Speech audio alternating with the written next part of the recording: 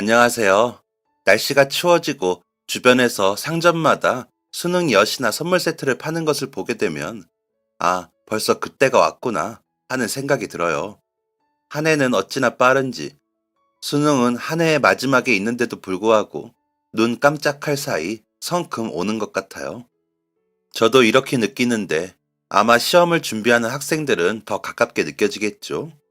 게다가 1년에 딱 한 번 볼 수 있는 시험이라 그동안 내가 갈고 닦아온 실력을 그날 하루에 보여주어야 한다니 참 잔인한 시험이기도 해요.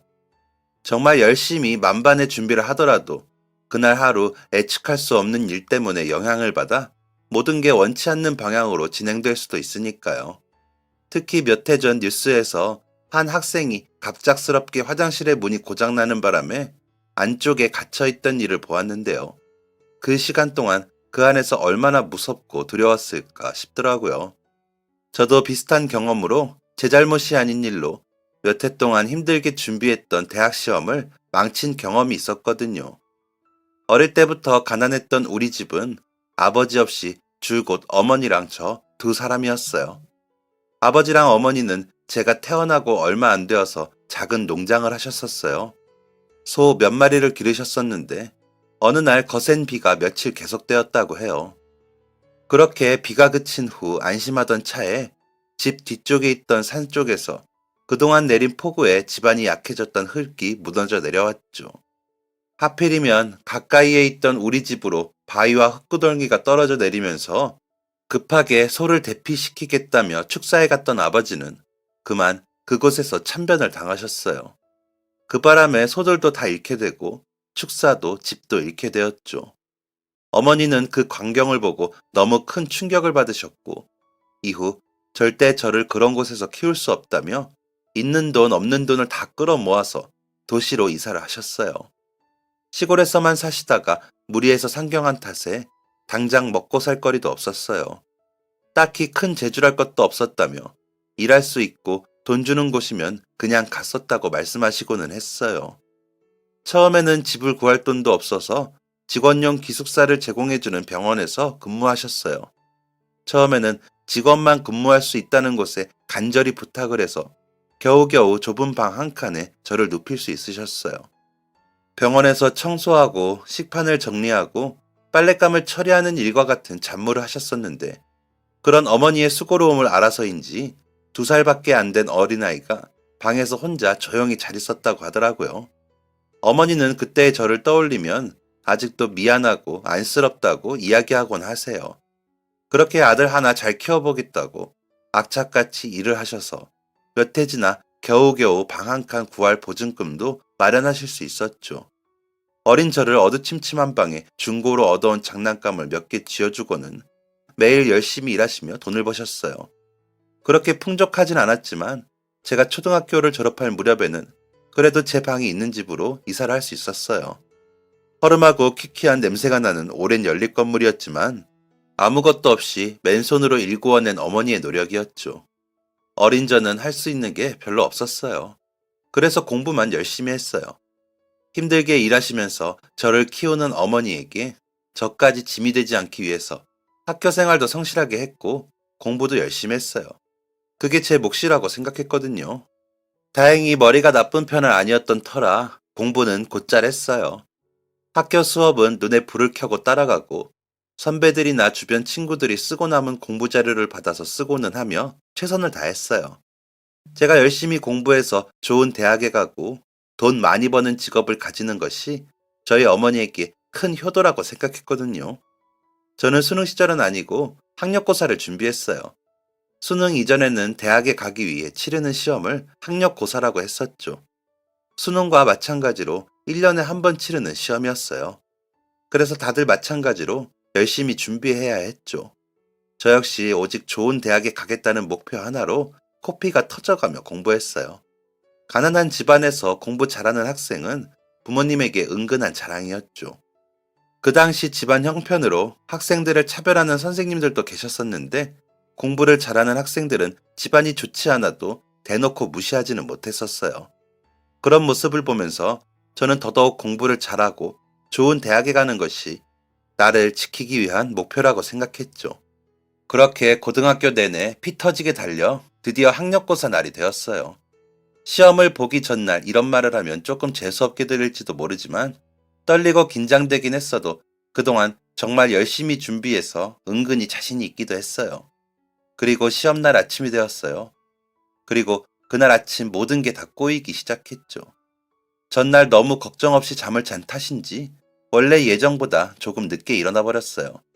그래서 원래라면 시험장까지 걸어갈 예정이었지만 급하게 몇 년 전 이웃에게 받았던 자전거를 타고 출발했어요. 오랫동안 타지 않아서인지 체인이 좀 삐걱거리는 소리가 나는 듯 했지만 그래도 멀지 않은 곳이니 도착하는 데는 문제 없겠지 라는 아니란 생각으로 열심히 페달을 밟았습니다. 제가 너무 열심히 속도를 낸 탓이었을까요? 한참을 시험장을 향해서 달려가고 있는데 약간의 경사진 내리막길에서 자전거가 좀 이상함을 느꼈어요. 경사진 곳이라 속도를 줄이려 하였는데 브레이크가 말을 듣지 않았어요. 그러면서 경사에서 가속이부터 더욱 빨라지기 시작했죠. 그런데 하필이면 앞쪽에 한 아주머니께서 검은 봉지를 들고 가셨어요. 어떻게든 자전거를 골목의 옆쪽으로 지나치려 애써 보았지만 앞쪽에는 전봇대가 있어 더 피할 수도 없는 상황이었죠. 넓지 않은 골목길이라 아주머니께서 전봇대 쪽으로 몸을 피해 주셔야만 제가 무사히 지나갈 수 있었어요. 그래서 뒤쪽에서 열심히 자전거에 알림벨을 올려보았지만 아주머니께서는 전혀 피할 기미가 보이지 않았죠. 아주머니, 비키세요. 비켜주세요. 브레이크가 고장났어요, 아주머니. 저는 상황을 알리며 다급하게 외쳐보았지만 아주머니께서는 미동도 없이 계속 앞을 보며 걸어가셨어요. 그리고 결국 저희 사이의 거리가 가까워지면서 저는 사람을 칠 수는 없었기에 제 고장이 난 자전거를 일부러 핸들을 꺾으며 넘어뜨렸어요. 최대한 애를 써보았지만 그래도 넘어지면서도 미끄러지는 가속을 이기지 못하고 앞에 가던 아주머니의 다리 뒤쪽을 치면서 같이 넘어지게 되었죠. 자전거는 혼자서 미끄러져 날아가 전봇대에 박혀 있었고 저와 아주머니는 길바닥에 쓰러져 있었어요. 아주머니, 괜찮으세요? 아야. 저는 황급히 일어나 아주머니를 부축하러 가보려 했지만 넘어지면서 팔과 다리가 금이 가거나 부러졌는지 너무 아파서 움직일 수가 없었어요. 앞쪽으로 넘어진 아주머니는 입고 있던 면바지가 찢어지고 무릎이 쓸려 피가 나고 있었어요. 들고 있던 봉투에서 알이 큼직한 사과들이 대굴대굴 굴러 길 아래쪽으로 내려가고 있었죠. 아주머니는 절뚝이는 다리와 피가 나는 팔꿈치와 손바닥으로 다급하게 굴러가는 사과를 붙잡으려고 애쓰셨지만 많이 다치셨는지 일어나지 못하고 계속 다시 넘어지셨어요. 일어나 도와드리고 싶지만 몸이 움직이지 않았는데 다행히 지나가던 행인분이 저희를 발견하였어요. 그렇게 저희는 구급차에 실려 근처 병원으로 옮겨졌어요. 입원 후 응급치료를 받으면서 다리와 팔이 부어있는 모습을 보고 급하게 엑스레이 촬영이 필요하다고 하더라고요. 그러는 사이 근처 식당에서 일하시던 어머니께서 앞치마도 벗지 않고는 병원으로 뛰어오셨어요.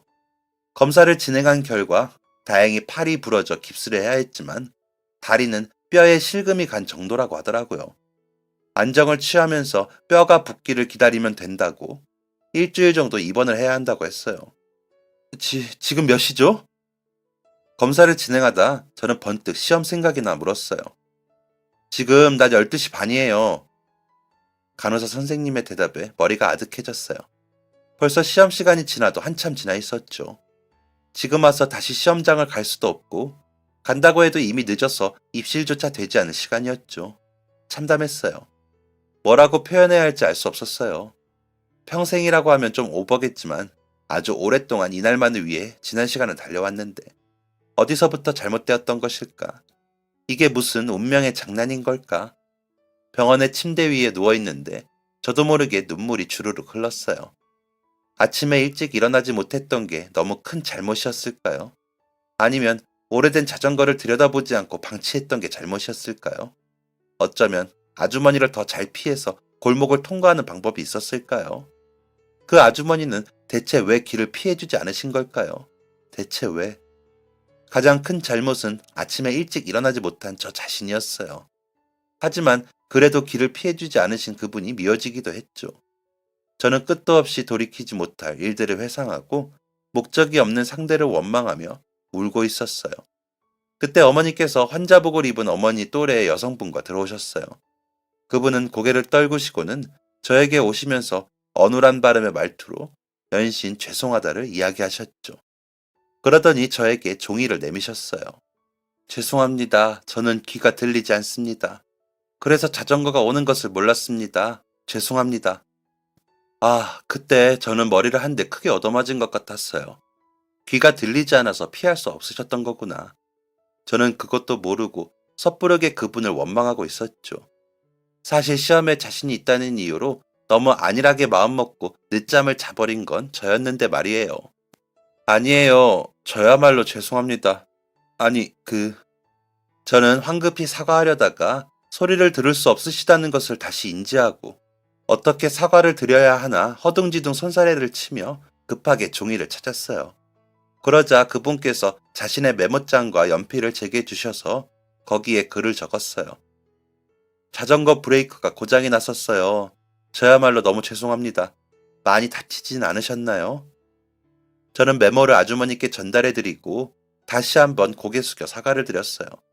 그러자 아주머니께서 다시 메모를 적어서 제게 보여주셨어요. 저는 괜찮아요. 학생이 많이 다쳤다고 들었어요. 오늘 학력고사인데 저 때문에 시험을 못 봤다고 하는데 정말 미안해요. 보청기를 쓰면 큰 소리는 들을 수 있어요. 그런데 집 근처라는 생각에 깜빡하고 그냥 나왔어요. 오늘은 제가 부주의 했어요. 어떻게든 이 일은 보상할게요. 1년에 한 번뿐인 시험인데 저 때문에 못 보게 되어서 정말 미안합니다. 아주머니는 어머니께도 자신이 어떻게든 보상을 하겠다고 돈이 마련될 때까지 조금만 기다려달라고 하시더라고요. 저 어머니는 저희가 잘못한 부분이 크기 때문에 보상은 받을 수 없다고 아주머니를 극구 말렸어요. 하지만 그분은 이렇게라도 하지 않으면 열심히 준비한 제 시험을 망친 것에 죄책감이 든다며 제발 받아달라고 했죠. 저희는 끝끝내 거절했고 그렇게 아주머니는 먼저 퇴원하게 되어 미안하다는 메모를 전하시며 마지막 인사를 나누었어요. 며칠 후 저 역시 병원에서 퇴원했고 어머니께서는 괜찮으니 한 해 더 공부를 하고 내년에 시험을 다시 보라고 하셨죠. 원래라면 시험이 끝나고 나서 바로 아르바이트를 시작해 등록금에 보태려고 했는데 모든 일정이 꼬여버렸어요. 어머니께서는 괜찮다고 공부에 집중하라고 하셨지만 갑작스럽게 지출하게 된 병원비까지 더했죠. 아무것도 하지 않고 공부만 할 수는 없었어요.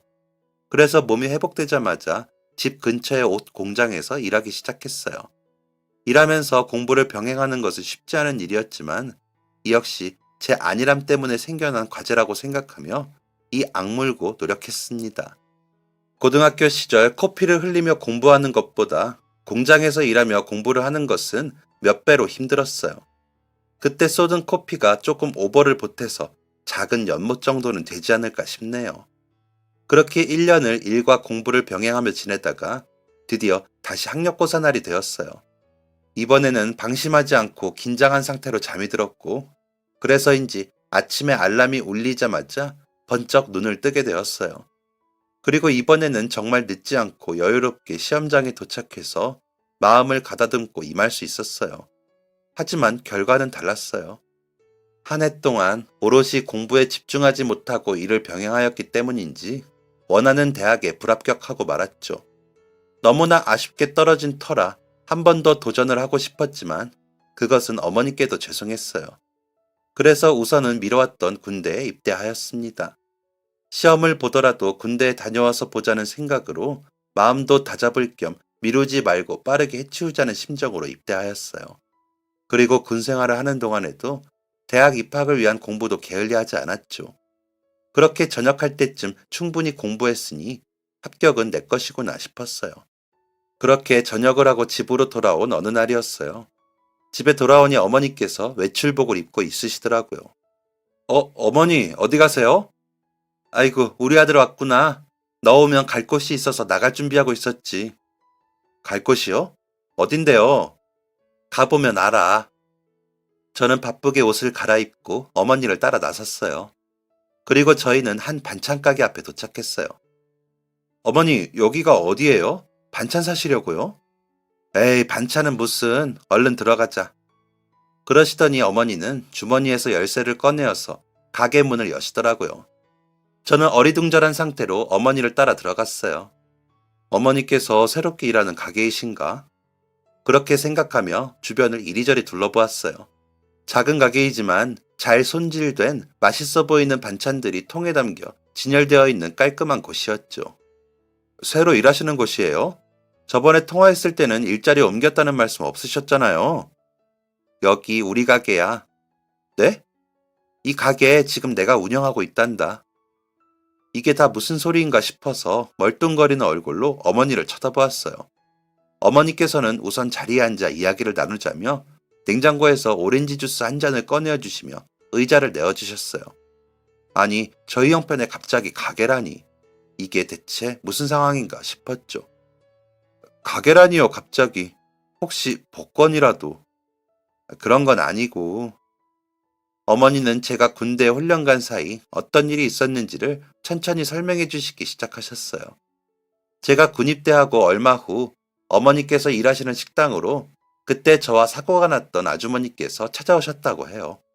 아마도 병원에 다급하게 오시느라 입고 오셨던 식당의 앞치마를 보고 찾으셨나 보더라고요. 어쩐 일로 찾아왔는지 물어보자 아주머니께서는 일전에 일어났던 사고에 대해 미안한 마음에 꼭 갚아드리고 싶어서 왔다고 하셨다고 해요.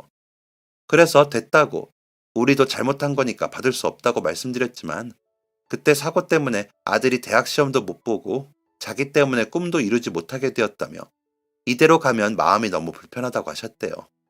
그러면서 몇 날 며칠을 식당의 문이 마르고 닳도록 몇 번이나 찾아오고 또 찾아오셨다고 하더라고요. 그렇게 결국 어머니는 아주머니의 황소고집에 못 이겨 두 손 두 발 다 들고 포기하셨다고 해요. 보상이라고 해봤자 그래 얼마나 되겠냐며 병원비 정도 돌려주려는 거겠지 라고 생각하며 알겠다고 보상 받겠다고 하셨더니 아주머니께서 너무 기뻐하시며 다음날 자신과 함께 갈 곳이 있다며 어머니를 모시고 이 가게로 오셨다고 해요. 갑자기 이게 웬 가게냐고 물어봤지. 그랬더니 그동안 자기가 우리 식당을 방문하면서 밥도 몇 번 먹었는데 내가 만든 반찬들이 그렇게 맛이 좋았다고 하더라. 그러면서 아무래도 요리에 소질이 있는 것 같다고 그래서 반찬 가게를 해보면 어떠냐고 하더라고. 사실 그 양반도 넉넉한 형편 같지는 않아서 계속 거절했던 건데 자기가 가게 올 때 반찬이라도 하나씩 챙겨주면 그걸로 된다며 어찌나 박박 우기는지. 참 이렇게 큰 보상은 받을 수 없다고 몇 번을 말해도 이미 가게약까지 걸어놓은 상태다. 무조건 받으셔야 한다. 아니면 여기 빈 가게로 놔두어야 한다. 계속 우기더라고. 그래서 결국은 알았다고 한 거야. 대신 나도 공짜로 받으면 마음이 너무 불편하다고 매주 반찬을 공짜로 드린다고 했지. 아니 그런데 희한하게 한 번을 안 오더라고. 참 그냥 편하게 와서 반찬이라도 팍팍 가져가야 내가 마음이 편할 텐데. 아무튼 너한테 말은 해야 하는데 이걸 어떻게 전해야 하나. 괜히 이것 때문에 마음 쓰진 않을까 싶어서 몇 달 전에 오픈했는데 너 전역할 때까지 알려주려고 기다렸다. 아주머니께서 꽤 여러 군데를 알아보고 가게를 내어주신 건지 생각보다 매출도 잘 나와서 생활비도 예전과 다르게 걱정할 수준이 아니라고 하셨어요. 다만 최근 들어서 무릎이 자꾸 아픈 바람에 가게를 혼자 운영하기가 힘들다고 하시더라고요. 저는 그래서 당분간 앞으로 다시 공부해서 대학을 갈 건지 혹은 다른 방향으로 찾을 건지를 고민하며 어머니의 가게를 도와드리기로 했습니다. 다음 날부터 출근해서 근무하며 어머니가 반찬을 담그실 때 옆에서 재료 손질도 도와드리고 대신 계산이랑 포장도 해드리면서 어머니가 매장을 운영하시는 것을 도와드렸어요. 그리고 가게에는 일주일에 한두 번 정도 찾아오는 제 또래 여자분이 있으셨어요. 하얀 피부에 살짝 파마기가 있는 중단발의 검은 머리가 잘 어울리는 분이었죠. 항상 수줍게 들어와서 인사를 하고는 반찬 몇 가지를 골라서 사가는데 어느새 정신 차려보니 제가 늘 문을 보면서 그 아가씨가 오는 날만을 기다리고 있더라고요. 오늘은 오려나, 오후에는 오려나, 내일 오전에는 오려나. 어느새 가게 문을 바라보면서 그분이 들어오는 발걸음을 상상하는 일이 많아졌어요. 그리고 한 3개월쯤 지났을까. 저는 드디어 용기를 내어 그분에게 데이트 신청을 했습니다. 혹시 시간 되시면 저랑 같이 연극을 보러 가실래요?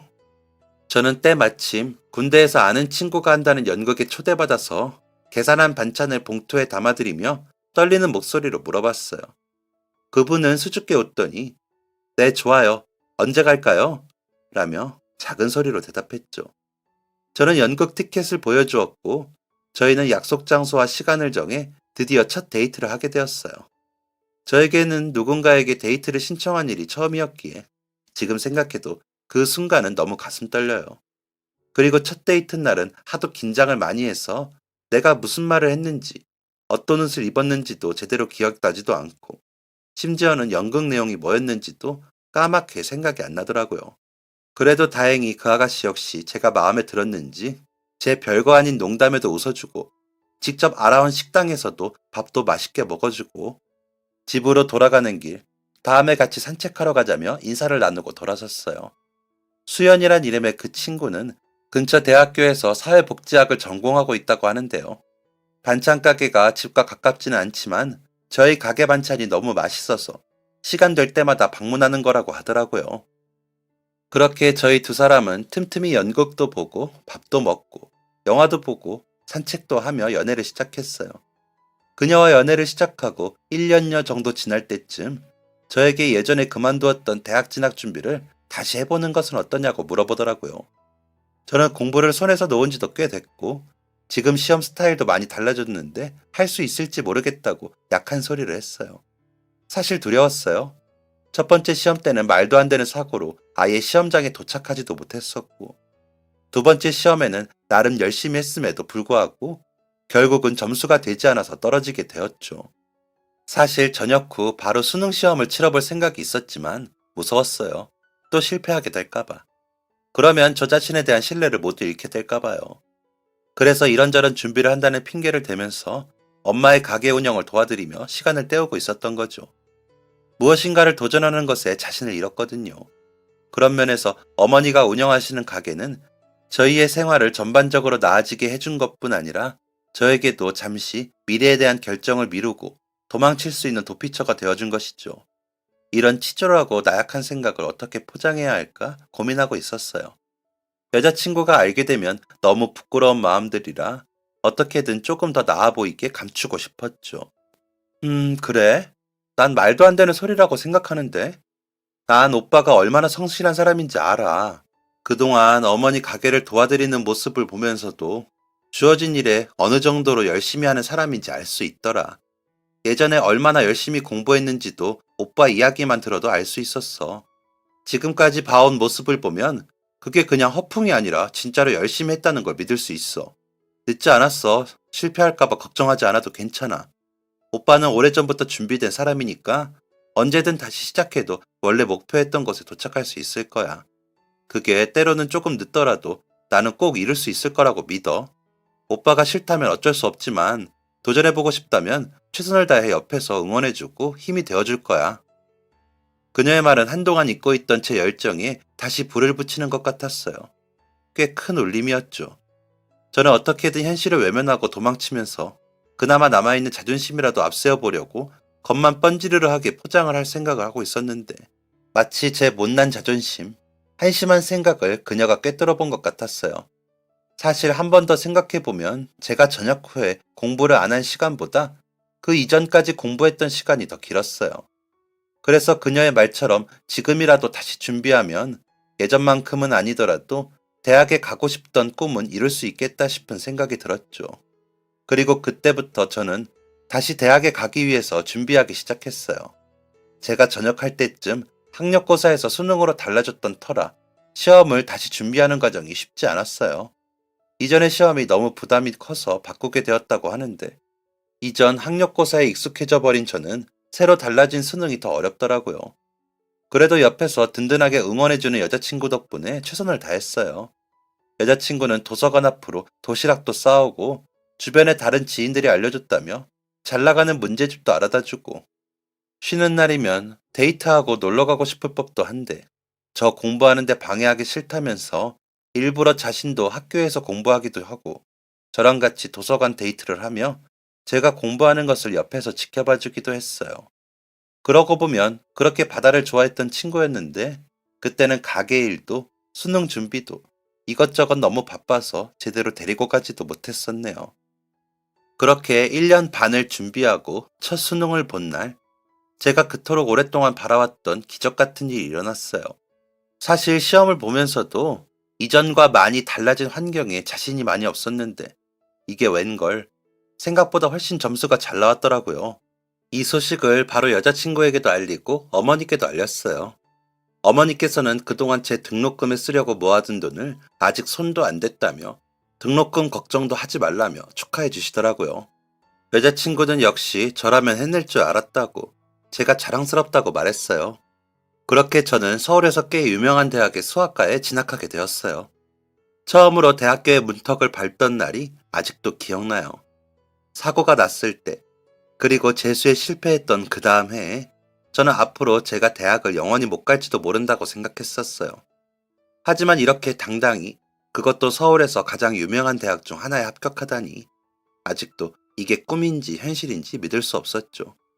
그리고 대학 생활을 시작한 지 얼마 안 되어서 여자친구는 저에게 소개할 사람이 있다고 하더군요. 누군데? 우리 엄마, 오빠가 꼭 만나봐야 할 것 같아. 여자친구의 이야기에 저는 벌써 결혼 준비를 하는 건가? 괜히 설레어서는 잔뜩 긴장하고 과일 바구니를 들고 여자친구의 집을 찾아갔어요. 먼저 저를 마중하러 나온 여자친구를 뒤따라 집으로 들어간 그때 익숙한 얼굴이 눈앞에 보였어요. 아, 아주머니? 집에 들어서니 거실에는 저와 사고가 났었던 아주머니가 앉아 계셨어요. 저를 보더니 환하게 웃으시면서 인사를 하셨죠. 아니, 이게 어떻게 된... 우선 자리에 앉으라는 여자친구의 말을 듣고 저는 얼떨떨하게 아주머니께 다시 고개 숙여 인사를 하고 자리에 앉았어요. 여기서 아주머니를 만나게 될 줄이야. 저는 눈앞에 아주머니께서 앉아 계시는 모습을 보고 있는데도 마치 꿈속에 들어와 있는 것 같았어요. 혹시 내가 뭐에 홀린 것은 아닐까? 아니면 아주머니랑 비슷하게 생긴 사람 아닐까? 이런저런 고민을 하면서 그분의 얼굴을 물끄러미 계속 바라보고 있었어요. 그때 아주머니께서는 주머니에서 메모장을 꺼내시더니 그동안 잘 지냈냐고 물어보시면서 정말 오랜만이라고 적어서 주셨어요. 그 메모를 보고 확신할 수 있었죠. 저는 잘 지냈다고 다시 종이에 적어서 드리면서 그동안 어떻게 지내셨는지, 아픈 곳은 없는지 여쭤보았어요. 그렇게 오랜만에 아주머니와 필담을 나누는 사이 여자친구가 제가 사온 과일을 잘라서 가지고 왔어요. 우리 엄마랑 아는 사이지? 그치. 너 알고 있었어? 응, 예전에 둘이 사고가 나서 다치게 된 것도. 그래서 시험장에 못 가서 평생 꿈이었던 대학 시험을 못 보게 된 것도. 그리고 오빠네 어머니가 운영하시는 그 가게가 우리 엄마가 손해배상을 하고 싶다고 차려준 것도 다 알고 있었어. 처음에는 오빠가 거기 아들인지 몰랐는데 사장님이 오빠한테 아들이라고 하는 걸 듣고 그때 알았어. 그래서 내가 엄마 딸이라는 걸 이야기할까 말까 고민을 많이 했지. 여자친구는 그동안 있었던 일들을 찬찬히 설명해 주었어요. 저한테 자신이 그때 아주머니의 딸이라는 걸 이야기할지 말지를 한참 고민하다가 타이밍을 놓치는 바람에 결국 이제서야 밝히게 되었다고 하더라고요. 사실 여자친구는 어릴 때 아주머니와 떨어져 호주에서 살다가 한국에 돌아온 지 5년 정도밖에 되지 않았다고 해요. 원래 우리 친아빠는 술도 많이 마시고 자주 엄마도 때리는 나쁜 사람이었는데 엄마는 나를 낳고 나서 혹시나 나한테도 불똥이 튈까봐 전전긍긍하다가 결국 집을 나와서 도망쳤어. 그런데 배운 것도 없고 할 줄 아는 것도 없고 거기에 귀까지 들리지 않으니 나를 키울 길이 너무 막막했지. 내가 5살쯤 성냥공장에서 일을 마치고 집으로 돌아왔는데 내가 온몸이 차가워져서는 쓰러져 있더래.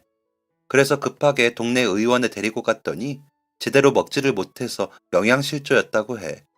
결국 엄마는 이렇게 키우다가는 자신이 내 미래까지 망칠 것 같다며 보육원으로 보낸 거야.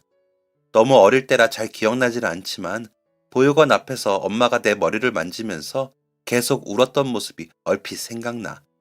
그렇게 나는 보육원에서 지내다가 한 호주인 부부가 입양을 신청하게 되면서 호주로 가게 되었어.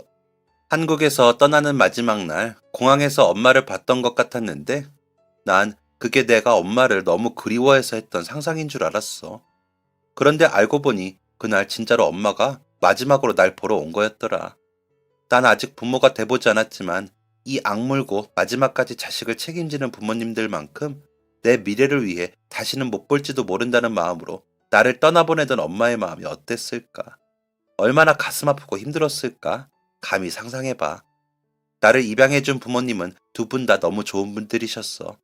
잘 먹이고 잘 입히고 잘 가르치고 나는 부족함 없이 유복하게 자랐어.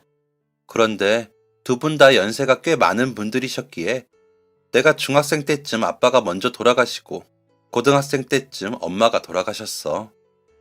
그리고 그 후 여자친구는 호주에서 살지 한국에서 살지를 고민했다고 해요. 돌아가신 부모님은 그녀를 무척 아끼고 사랑해 주었지만 그 외에 다른 가족들은 동양인에 입양하라는 이유 때문에 그녀를 가족으로 인정하지는 않는 사람들도 있었다더군요. 하지만 자신이 태어나서 자란 한국보다 오랜 시간을 보낸 곳이기 때문에 선뜻 떠나오는 게 쉽지는 않았다고 해요. 한국에 무작정 간다고 해도 당장 잘 적응할 수 있을까 싶었고 정말 아는 사람이 하나도 없는데 괜찮을까 두렵기도 했고요. 그럼에도 불구하고 결국 한국으로 오겠다고 결심하게 된 것은 마음 한켠에 아련하게 남아있던 엄마에 대한 그리움, 그리고 자신이 태어난 나라, 엄마의 나라에 대한 궁금증을 해결하고 싶었죠. 그렇게 한국에 오기로 결심을 한 후 어머니를 찾기 위해 양부모님이 가지고 있던 서류를 찾아 입양되었던 보육원을 발견했어요. 다행히 그때까지도 운영하고 있었기에 그곳을 통해 수소문한 결과 아주머니를 찾을 수 있었죠. 한국으로 돌아왔더니 엄마는 여전히 넉넉하지 못하게 살고 있었어. 오빠랑 자전거에 부딪히며 사고가 난 날 처음으로 엄마랑 다시 마주하게 된 날이었는데 나를 보더니 갑자기 내가 사과를 그렇게 좋아했었다며 금방 사와서 예쁘게 깎아주겠다고 급하게 나가느라 보청기도 두고 가고 그러다 사고까지 이어진 거야. 나는 그렇게 뛰어나간 엄마가 다시 돌아오지 않아서 이 집에서 엄마를 기다리며 혹시 또 나를 버리고 갔나 두려움에 떨고 있었어. 그런데 다음날 엄마가 환자복을 입은 채로 집으로 돌아와서는 자신이 한 청년의 인생을 망친 것 같다고 엉엉 우는 거야. 엄마는 한동안 정말 힘들어 하셨어. 그렇게 기다리고 계속 사랑하던 나를 만난 기쁨을 잠시 잊을 정도로 그 일에 대해 괴로워하셨어. 그래서 어떻게든 도와주고 싶다고 애쓰시더라고. 엄마가 오빠네 어머니께 차려주신 그 가게는 혹시나 나랑 다시 만났을 때 나한테 주고 싶다고 엄마가 거의 평생을 모은 돈이었어. 어떻게든 보상을 해드리고 싶은데 방법이 없어 끙끙 앓으시길래 나는 양부모님께 물려받은 유산도 있고 이제 엄마랑 오래오래 살 건데 돈은 또 벌면 된다고 설득해서 나한테 주신다고 모은 돈으로 그 가게를 사게 된 거야. 그리고 혹시나 엄마가 얻은 가게가 장사가 잘 안 되면 어떡하나 너무 걱정되셔서 일주일에 한두 번씩 나한테 매출도 올려주고 가게가 어떤지도 봐달라며 반찬 사러 보내시더라고. 저는 너무나 놀라운 이야기들에 혼이 쏙 빠져나간 채 입도 벌리고 앉아 있었어요. 그저 우연히 일어난 사고에 운이 없을 뿐이라고 생각했는데 그동안 아주머니는 그 일로 이렇게나 괴로워하고 계셨었다니. 잠깐씩 아주머니를 원망하려 했던 제 못된 마음이 떠오르며 부끄러워졌어요. 저는 무릎을 꿇고 아주머니의 메모장에 글을 적었어요. 아주머니 잘못이 아니에요. 정말로요. 그날은 제가 아침에 늦잠을 잤던 거예요. 모든 일은 거기서부터 시작이었어요. 그러니 죄책감 가지지 마세요. 그리고 저희 어머니께 가게 차려주신 거 너무 감사해요. 무릎도 안 좋으셔서 늘 힘들게 식당에서 일하시는 게 마음 쓰였는데 아주머니 덕분에 매출이 좋은 가게를 맡아 지금은 무릎도 틈틈이 치료받고 계세요. 너무 감사해요. 아주머니는 제 글을 보더니 환하게 웃으셨어요. 저는 메모장에 하나 더 글을 썼어요. 어머니를 닮아 그런지 수연이도 참 예쁘고 마음이 고와요. 수연이에 비하면 저는 많이 부족한 사람이지만 많이 배우고 더 열심히 노력해서 꼭 행복하게 만들어줄게요. 그 글을 읽으시더니 아주머니께서는 눈물을 뚝뚝 흘리시면서 제 손등과 어깨를 두드리며 미소 지으셨어요. 그렇게 저희는 저녁까지 먹으면서 그동안 쌓여왔던 많은 이야기들을 나누었어요. 우연히 길에서 일어난 사고였는데 저희의 인연이 이렇게까지 이어지다니 다시 생각해도 놀라웠죠. 저녁 식사를 마치고 그 집을 나서면서 저는 다시 한번 아주머니께 그동안 무거운 마음으로 지내게 해서 너무 죄송하다고 말씀드렸어요. 그리고 그때는 분명 제 잘못도 컸기 때문에 저한테 해주신 만큼 저도 천천히 갚아 나가겠다고요. 집으로 돌아와 어머니께 오늘 있었던 이야기를 해드렸어요. 어머니께서는 수연이가 아주머니의 딸인 줄 알았으면 반찬값도 안 받았을 텐데 라며 가게를 해준 것도 차마 갚지 못할 은혜인데 지금까지 이렇게 신경 써준 이 마음을 어떻게 다 갚아야 할지 모르겠다고 하시더라고요. 어머니께서 음식 대접이라도 꼭 하고 싶다고 하셔서 저는 수연이와 상의해서 자리를 마련했어요. 그날 오랜만에 만난 두 사람은 서로 뭐하러 그렇게까지 했냐며 부둥켜 안고 울면서 그동안 얼마나 힘들었냐며 서로 위로를 해주시더라고요. 그 모습을 보니 괜히 제 코끝까지 시큰해졌어요.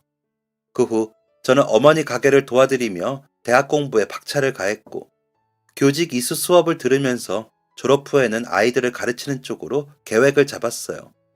여자친구는 먼저 대학을 졸업해서 한 복지센터에서 근무를 시작하였고 저 역시 몇 년 후 졸업하여 임용고시를 준비하였습니다. 남들보다 조금 늦은 느낌도 있었지만 임용이라도 빨리 등용되면 비슷하게 맞출 수 있을 것 같아 임용시험도 열심히 준비했죠. 그리고 드디어 한 중학교에 첫 발령을 받은 날 저는 여자친구에게 프로포즈했어요. 아무것도 없을 때부터 저를 만나면서 너무 오래 기다린 것은 아닌지 그동안 예쁘고 어린 날은 저 때문에 고생하면서 보낸 것은 아닌지 미안한 마음과 함께 앞으로는 행복하게만 해주겠다고 약속했죠. 저희 어머니와 아주머니도 흔쾌히 찬성해 주셨어요. 그렇게 저희는 결혼을 준비하게 되었죠. 저는 아주머니께서 귀가 들리지 않아 혼자 지내시기는 어려울 것 같아 마음이 쓰이더라고요. 그래서 아내와 상의해서 신혼집을 조금 허름해도 방이 4칸인 집으로 구하게 되었어요. 그리고 저희 어머니와 아주머니께 저희와 함께 살자고 제안했죠. 그렇게 저희는 조금 특이한 동거를 하게 되었는데요. 우리 집은 저와 아내, 시어머니와 장모님이 다 함께 살게 되었거든요. 게다가 장모님과의 인연은 오래전 우연히 일어난 사고로 시작되었으니 참 사람의 운명이란 게 신기하고 오묘하다는 생각을 종종 해요. 이제 제가 어머니를 도와드리던 반찬 가게는 장모님과 어머니께서 함께 합심하여 엄마 손맛이라는 게 어떤지 제대로 보여주고 계시더라고요. 가게는 같은 자리에서 꽤 오랫동안 많은 분한테 사랑받으면서 매출도 꾸준히 상승하고 있는데요. 저는 학교에서 아이들에게 수학을 가르치면서 교직 생활을 하고 있고요. 벌써 교직에 몸담은 지도 20여 년 정도가 되었네요. 아내는 본격적으로 수어를 배워보고 싶다면서 몇 년 전부터 배우기 시작하더니 최근에는 수어 통역학과를 다시 진학하고 싶다고 알아보고 있어요.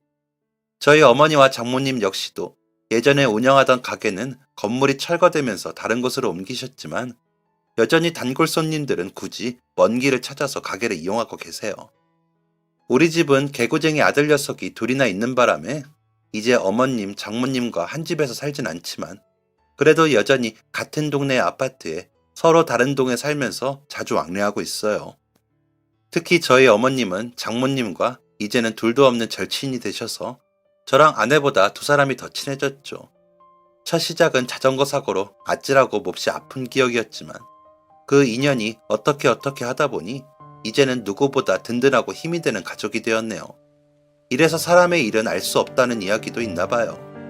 이제 그 추억은 가끔 저녁 먹으면서 흘려보내는 소소한 이야기가 되었고 그 사이 저희에게는 또 다른 많은 추억과 기억들이 쌓였습니다.